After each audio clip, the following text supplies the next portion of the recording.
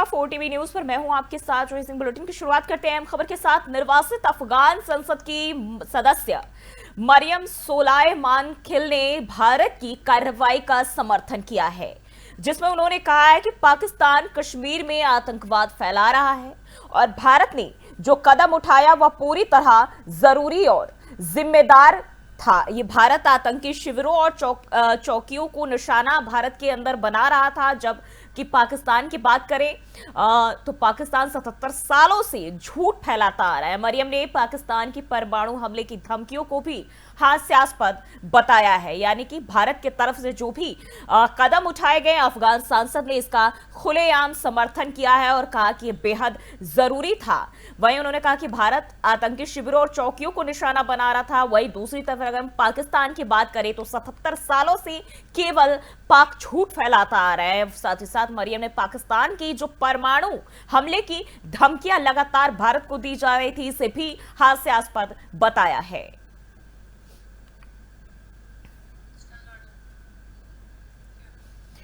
और संसद में लोक लेखा समिति की बैठक आज रेलवे बोर्ड पेश करेगा। कैग रिपोर्ट पर ब्यौरा, मंचेश्वर वर्कशॉप और सीएसएमटी कुर्ला लाइन पर होगी चर्चा। कांग्रेस सांसद केसी वेणुगोपाल समिति अध्यक्ष है। तो आपको बताते चले, संसद की लोक लेखा समिति की बैठक आज 11 बजे संसद भवन रेक्सी में होनी है। बैठक में रेल मंत्रालय के प्रतिनिधि समिति के सामने कैग रिपोर्ट के आधार पर मंचेश्वर कैरेज रिपेयर वर्कशॉप और सीएसएमटी कुर्ला के बीच 5वीं और 6ठी लाइन के निर्माण पर जानकारी देंगे। और इस समिति की अध्यक्षता कांग्रेस सांसद केसी वेणुगोपाल कर रहे हैं। तो ये खबर आपको बताते चले, रेलवे बोर्ड पेश करेगा कैग रिपोर्ट क्या ब्यौरा। मंचेश्वर वर्कशॉप और सीएसएमटी कुर्ला लाइन पर भी इस दौरान चर्चा होगी।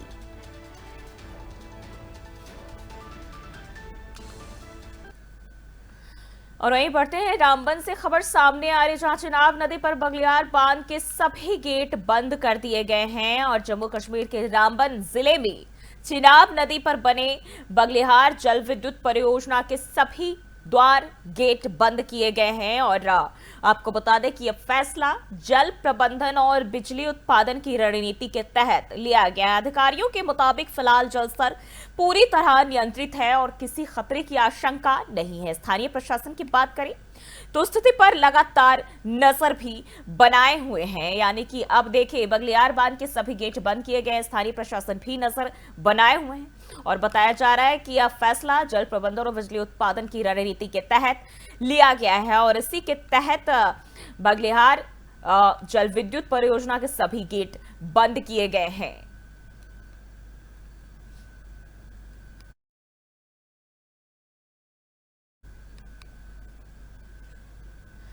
बढ़ते आगे, बीजेपी नेता सीआर केसवन ने कांग्रेस पर बड़ा हमला बोला है, जिसमें उन्होंने कहा कि कांग्रेस ऑपरेशन सिंदूर की शानदार जीत को बर्दाश्त नहीं कर पा रही है। केसवन ने मोदी सरकार के निर्णायक नेतृत्व और सशस्त्र बलों की वीरता को जीत का आधार बताया और इसके साथ ही उन्होंने विदेश मंत्रालय की ब्रीफिंग का भी हवाला देते हुए कहा कि मध्यस्थता के किसी भी विदेशी दावे को पूरी तरह खारिज किया जा चुका है। तो ऑपरेशन सिंदूर को लेकर जब सवाल उठने लगे हैं तो अब बीजेपी की तरफ से ये बयान दिया गया और कहा गया कि कांग्रेस पार्टी से हजम नहीं कर पा रही है और ऑपरेशन सिंदूर की जो जीत है वो कांग्रेस पार्टी बर्दाश्त नहीं कर पा रही है।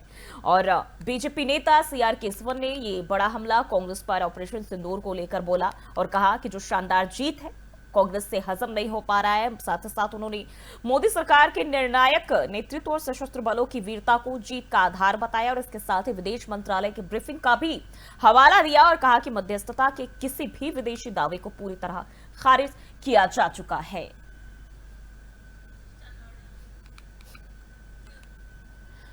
और बढ़ते हैं आगे, एक और जानकारी सामने आ रही है। रोहतक से सांपला में पीएम सूर्य घर योजना को लेकर ये जानकारी बता दें, जहां सांपला कस्बे में पीएम सूर्य घर मुफ्त बिजली योजना को लेकर जागरूकता शिविर का आयोजन हुआ। शिविर में बिजली विभाग और टाटा समूह की टीम ने लोगों को योजना की तकनीकी और व्यवहारिक जानकारी दी। करीब 38 उपभोक्ताओं ने योजना में रुचि दिखाई, जबकि 3 ने आवेदन के लिए जरूरी दस्तावेज भी जमा किए। कुछ उपभोक्ताओं ने उच्च क्षमता वाले सोलर पैनल लगवाने की भी इच्छा जताई है।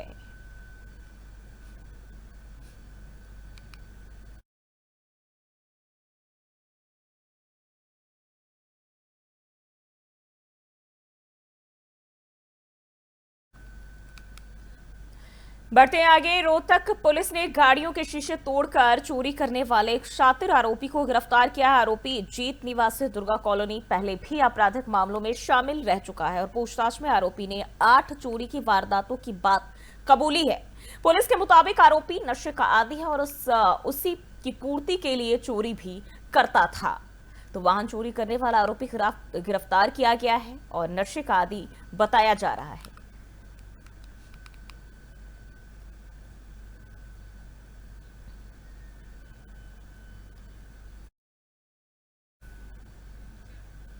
बढ़ते आगे। खबर लखनऊ से सामने आ रहे सीएम योगी के निर्देश पर बड़ी कार्रवाई। 225 मदरसे 30 मस्जिदों पर प्रशासनिक चाबुक चला है। मजार ईदगाह और अन्य अवैध निर्माण भी ढाए गए हैं। नेपाल बॉर्डर से सटे जिलों में बुलडोजर चला है। तो मुख्यमंत्री योगी आदित्यनाथ के निर्देश पर यूपी में अवैध निर्माण के खिलाफ बड़ी कार्रवाई की गई और अब तक 225 मदरसों, 30 मस्जिदों, 25 मजार और 6 ईदगाह पर कार्रवाई की गई है। नेपाल बॉर्डर से सटे जिलों में प्रशासन ने कई अवैध ढांचे ध्वस्त किए गए हैं और महाराजगंज, श्रावस्ती, बहराइच, लखीमपुर खीरी और बलरामपुर समेत कई जिलों में यह अभियान चलाया गया और नेपाल से सटे जिलों में बुलडोजर चला है। तो आपको बताते चले जिसमें ये बड़ी कार्रवाई देखने को मिली है। 225 मदरसे, 30 मस्जिद, 25 मजार और 6 ईदगाह पर जो है ये कार्रवाई देखने को मिली है। कई जिलों में यह कार्रवाई, जिनमें महाराजगंज, श्रावस्ती, बहराइच, लखीमपुर खीरी और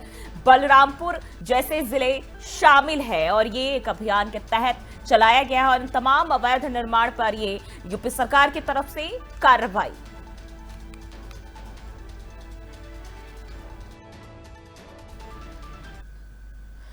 खबरों में बढ़ते आगे। लखनऊ से आपको खबर बताते चले, जेठ मेले पर आज हाईकोर्ट में सुनवाई। दरगाह समिति ने मांगी मेला आयोजित करने की अनुमति, प्रशासन ने अब तक नहीं दी मंजूरी। बहराइच में दरगाह के पास सुरक्षा भी बढ़ाई गई है। तो अभी तक प्रशासन ने मंजूरी नहीं दी है। बहराइच में दरगाह के पास सुरक्षा बढ़ाई गई। बहराइच में हर साल लगने वाले जेठ मेले को लेकर लखनऊ हाई कोर्ट में आज सुनवाई होगी। दरगाह प्रबंधन समिति ने मेले के आयोजन के लिए याचिका दाखिल की है। प्रशासन ने अब तक मेले के लिए अनुमति नहीं दी है। सालार गाजी की दरगाह पर हर साल 15 मई को मेला लगता है और फिलहाल दरगाह क्षेत्र में पुलिस सुरक्षा भी बढ़ा दी गई है।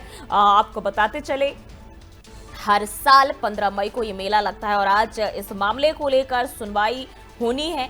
इसके लिए बताते चले, प्रबंधन समिति ने मेले के आयोजन के लिए याचिका दाखिल की है। प्रशासन ने अब तक मेला के लिए अनुमति नहीं दी है। सालार गाजी की दरगाह पर हर साल 15 मई को मेला का आयोजन होता है, लेकिन अभी तक इसको लेकर कोई भी जो है कार्रवाई नहीं देखने को मिली है प्रशासन की तरफ से। अभी तक इसको मंजूरी नहीं मिली है। जो लखनऊ हाई कोर्ट में आज इस मामले की जिसको लेकर सुनवाई होनी है, जेठ मेले को लेकर सुनवाई होनी है।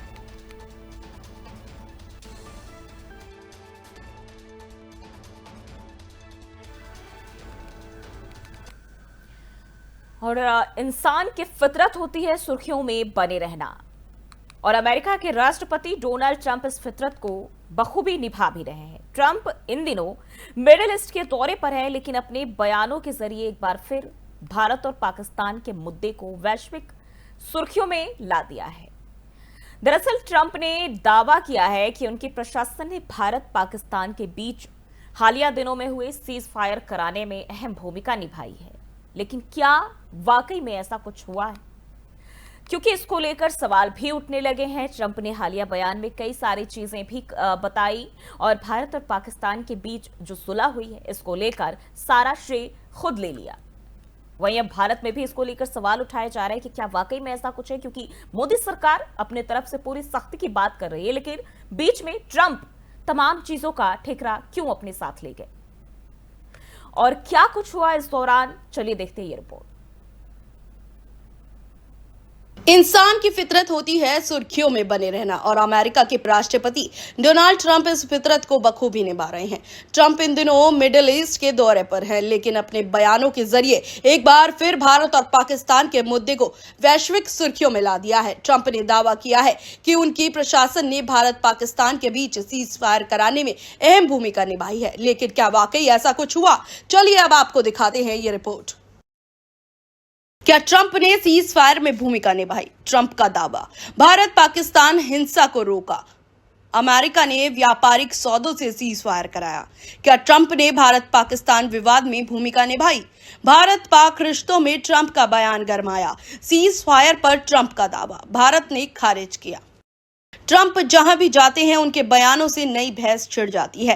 इस बार भी कुछ ऐसा ही हुआ है। ट्रंप इन दिनों मिडिल ईस्ट के दौरे पर हैं, लेकिन इस दौरे के दौरान उन्होंने एक ऐसा दावा कर दिया है जिसने भारत और पाकिस्तान के रिश्तों को लेकर फिर से चर्चा छेड़ दी है। ट्रंप का कहना है कि उन्होंने भारत और पाकिस्तान के बीच बढ़ती हिंसा को रोकने में एक बड़ी भूमिका निभाई है। उनके मुताबिक अमेरिका ने व्यापारिक सौदों को एक कूटनीतिक हथियार के तौर पर इस्तेमाल किया और दोनों देशों को सीज फायर के लिए राजी किया।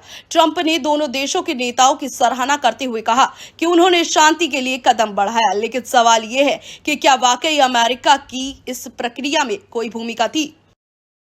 सीज फायर पर ट्रंप का दावा खारिज। भारत पाक सीज फायर द्विपक्षीय सहमति, कोई तीसरा पक्ष नहीं। भारत सरकार का स्पष्ट रुख, तीसरे पक्ष की भूमिका नहीं। ट्रंप का दावा, भारत के द्विपक्षीय रुख से मेल नहीं। भारत सीज फायर पर कोई अमेरिका हस्तक्षेप नहीं। भारत सरकार पहले ही स्पष्ट कर चुकी है कि भारत और पाकिस्तान के बीच नियंत्रण रेखा एलओसी पर सीज फायर को लेकर जो सहमति बनी थी वह पूरी तरह द्विपक्षीय थी। इसमें किसी तीसरे पक्ष, चाहे वह अमेरिका हो या कोई अन्य देश, किसी की कोई भूमिका नहीं थी। सरकार ने यह भी दोहराया कि भारत अपने पड़ोसी देशों के साथ सभी मुद्दों को द्विपक्षीय स्तर पर ही हल करने की नीति पर चलता है। ऐसे में डोनाल्ड ट्रंप का यह दावा कि उनके प्रशासन ने भारत पाकिस्तान के बीच सीज फायर कराने में अहम भूमिका निभाई, भारत के रुख से मेल नहीं खाता। सऊदी अरब में क्या बोले डोनाल्ड ट्रंप? सऊदी अरब में डोनाल्ड ट्रंप ने कहा कि मैंने अपने शपथ ग्रहण के दौरान ही कहा था कि मुझे युद्ध पसंद नहीं है। मेरा सबसे बड़ा सपना दुनिया में शांति स्थापित करना है। ट्रंप के सीज फायर के दावे पर एलन मस्क समेत वहां मौजूद कई उच्च स्तरीय अधिकारियों ने तालियां बजाकर समर्थन दिया। साथ ही सऊदी के क्राउन प्रिंस मोहम्मद बिन सलमान ने भी इसकी प्रशंसा की। ट्रंप ने कहा कि जब दोनों देशों के बीच हालात बेहद तनावपूर्ण थे, तब उन्होंने यह संदेश दिया था कि आइए हम परमाणु हथियारों का व्यापार ना करें, बल्कि उन चीजों का व्यापार करें जो आप बनाते हो। उन्होंने दावा किया कि उनके इस रुख ने माहौल को शांत करने में मदद की।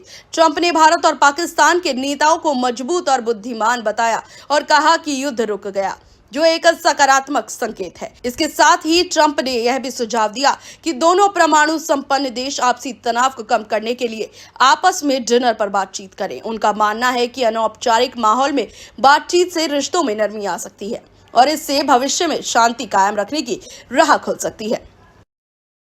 डोनाल्ड ट्रंप ने पहले क्या किया था दावा? वहीं सऊदी में भाषण देने से ठीक एक दिन पहले डोनाल्ड ट्रंप ने दावा किया था कि उन्होंने भारत और पाकिस्तान के बीच न्यूक्लियर संघर्ष को भी रोक दिया है। उन्होंने सोशल मीडिया के जरिए कहा था कि अमेरिका कश्मीर के मुद्दे पर भी दोनों के साथ समाधान पर काम करने के लिए तैयार है, लेकिन भारत ने तुरंत अपने रुख को दोहराया। भारत सरकार ने साफ कर दिया कि कश्मीर पूरी तरह से एक आंतरिक और द्विपक्षीय मुद्दा है, जिसमें किसी तीसरे पक्ष की कोई भूमिका नहीं हो सकती। भारत लंबे समय से यह स्पष्ट करता आ रहा है कि वह पाकिस्तान के साथ सभी मसलों का समाधान सीधे बातचीत के जरिए चाहता है, न किसी बाहरी हस्तक्षेप के माध्यम से।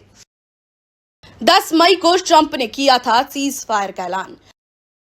पाकिस्तान और भारत के बीच सीज फायर को लेकर सबसे पहले ऐलान डोनाल्ड ट्रंप ने सोशल मीडिया प्लेटफॉर्म ट्रूथ के जरिए 10 मई को किया था कि दोनों देश के नेताओं से बात हो गई है, वे लोग सीज फायर के लिए मान गए हैं। लेकिन भारत की तरफ से आधे घंटे बाद ही स्पष्ट कर दिया गया था कि दोनों से आपसी सहमति से सीज फायर के लिए राजी हुए हैं।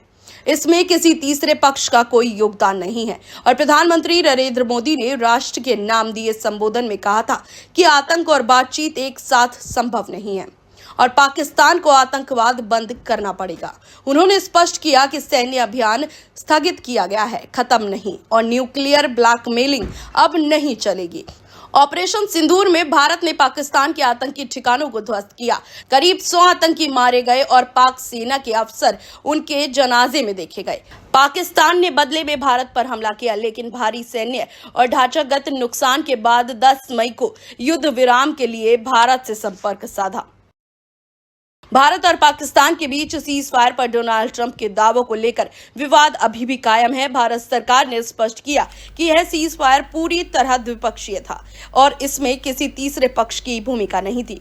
वहीं ट्रंप और वहीं यूएन के शीर्ष अधिकारियों की भारत से मुलाकात, हालिया आतंकी हमले पर जताई संवेदना। यूएन प्रतिनिधियों ने जम्मू कश्मीर हमले पर चिंता जताई है। संयुक्त राष्ट्र प्रवक्ता ने एएनआई को इसको लेकर जानकारी साझा की है। तो आपको बताते चले ये जानकारी सामने आ रही है, जहां ये बताया जा रहा है यूएन के शीर्ष अधिकारियों की भारत से मुलाकात और हालिया आतंकी हमले पर संवेदना भी जताई है। यूएन प्रतिनिधियों ने इस हमले पर अपनी चिंता जताई और भारत में बात करें तो न्यूज एजेंसी एएनआई को इसकी जानकारी संयुक्त राष्ट्र प्रवक्ता ने दी है। तो संयुक्त राष्ट्र के आतंकवाद निरोधक कार्यालय के अवर महासचिव व्लादिमीर वोलेनकोव और एएसजी नतालिया गेरमन ने भारत सरकार के प्रतिनिधि मंडल से मुलाकात की और उस दौरान उन्हें जम्मू कश्मीर में हाल ही में हुए आतंकी हमले पर संवेदना जताई है। और संयुक्त राष्ट्र प्रवक्ता ने एएनआई को बताया कि यह प्रतिक्रिया भारतीय तकनीकी टीम के न्यूयॉर्क दौरे के दौरान दी गई है।